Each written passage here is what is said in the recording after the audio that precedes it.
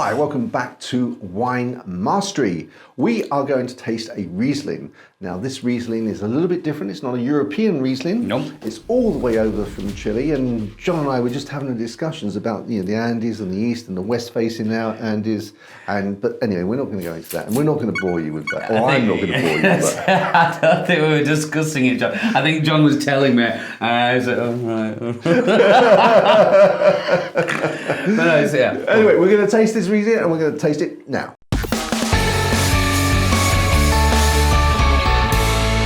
So let me show you the bottle first. Here we go. Cono Sur. I love the way that little sort of play on the. It works, doesn't it? It works. Yeah. I love that. So I guess the important thing of this is because Riesling can be quite expensive, can't it? Yeah. So let's deal with that thorny issue of the price. Here it is. So we're talking about £10.50. And I got this in Tesco's. I believe it's available in other supermarkets in the UK, and I believe it's sort of available worldwide.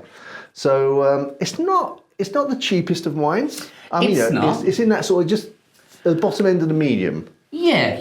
I don't think £10.50 is too obscene for a Riesling, definitely. No. And I guess the sweet spot for wines has moved, and I guess the sweet spot, in my view, is somewhere between £10 and £15. Yeah, I'll give you that. And we've got to remember as well, at the minute, like we said, things have gone up. Things have gone up quite a lot.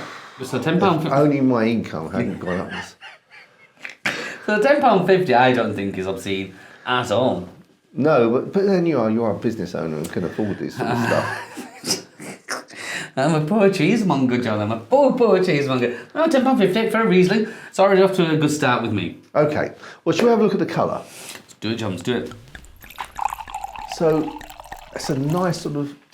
What would you say? It's a straw or... Yeah, is it light yellow there, isn't it? Yeah. Or is it, more than the colour, I'm liking the way it works in the glass. There's a definite viscosity there, which looks... I don't know, there's a little bit, it's almost a golden. Yeah.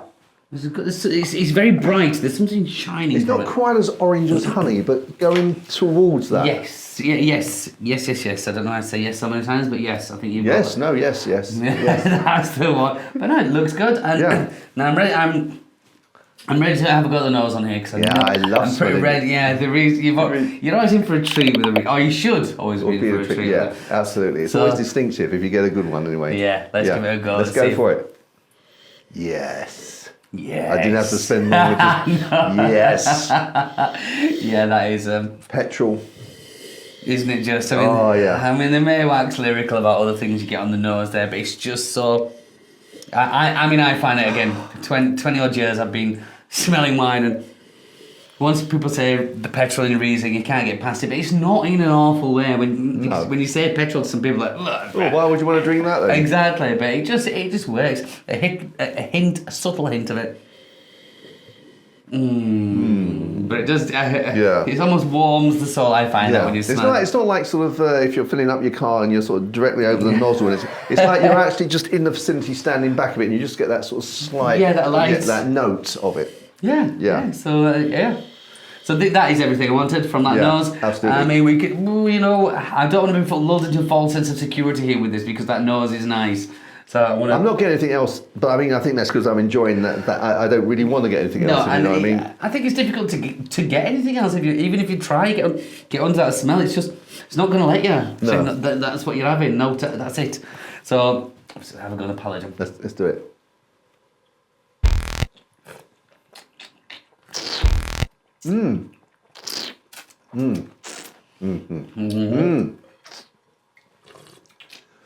So I'm obviously up front. I've got the petrol, stroke diesel. Then it's going into a more of actually honeyed taste. Yeah. And then right at the end, which is very refreshing. I'm not quite sure. I'm just trying to detect what that is. It's all like floral. I think it's quite floral. For me, there's three definite styles. Like I say, it gets the tip, the mid, and the back of your tongue. But then it leaves you with extra. Like I said, there's the floral there. The honey is definitely in there. Although a kind of a sweetness. It's not sweet, obviously. It has this a honeyed flavour, but there's the blossoms there, and the word minerality means a lot to me when Right at the end. Yeah, it's difficult to describe what minerality it actually is, but it's got that. I don't know how to describe that. Yeah, it's really difficult. It really, I think, it's in the case that happened with you, with me, was that you describe it, and then I think, oh yeah, I get what you mean. You have to almost be drinking the wine at the same time as the person describing. Do you get that minerality now? And then because and that's. But then this goes one step further. Afterwards, we're just waiting there. What's that? And then it gives this nice little. You think, oh, that's it, and then there's a juiciness, kind of mouth-watering, almost like a final hurrah. It's like we'll give you this. Now have a bit of that before you come back, and it's nice. It's nice. And it's gentle, but gentle, but it's letting you know it's there. It's not in any way in your face. Have a bit of that. It's a nice, gentle, relaxing. Takes you by the hand. Now you might have this, and then this little bit. Come over here, and what about this? But then, there's a definite power there without it being brashing in your face.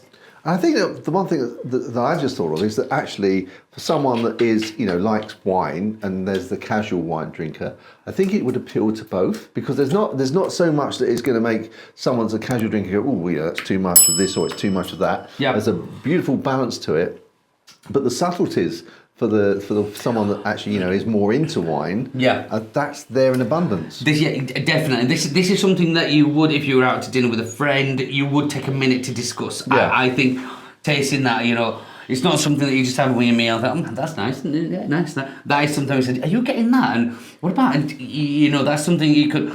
And that's what it's about, isn't it? That's you can have a discussion with your friend about that and think, did you get that from that? No, but what about that? So that for me, and like you said.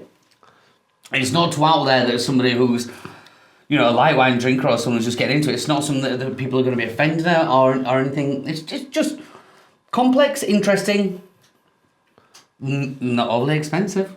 No. I thought I'd just throw that one out for you, John. It is over £10, but it's not ridiculous, is it? It's just. Leave it there, John. Leave it there. 5% over £10. But I could live with that. And we must compare as well as we have done before. But some wines have had at a tenner, even more than a tenner. True. But that... Yeah. No, from that point, I totally agree. Yeah. I would not be... If I were to buy somebody a present and I knew they appreciated wine, I would not be embarrassed to hand that over. No, and I think I've tasted wines, north of £15 of Riesling's north of £15 that maybe at best would match this, maybe not quite as good. Yeah, that's actually I'm very impressed with that. Very impressed. Yeah, and also obviously from the New World as well. So yeah. I think the fact it's grown at sort of 3,000 meters. It's probably. I wondered when we were going to mention that. But then these are the things that we don't. I mean, obviously John knows all these, but we don't need to. No, all we can say is that it's, in my opinion, for the money, a very good wine. A very good wine, yeah. It's thoroughly recommended. Well, let's move on to pairing. And it almost sort of irks me to have to pair it, because I'd just like to drink this on its own. Get you? But I know exactly. Well, there's a few of these, but the one I'm going to give to it. No, trust me on this one. Gorgonzola. There are a few different types of Gorgonzola. There's Highland and Lowland. It's the Highland tends to be the more piquant flavour. The Lowland is that soft.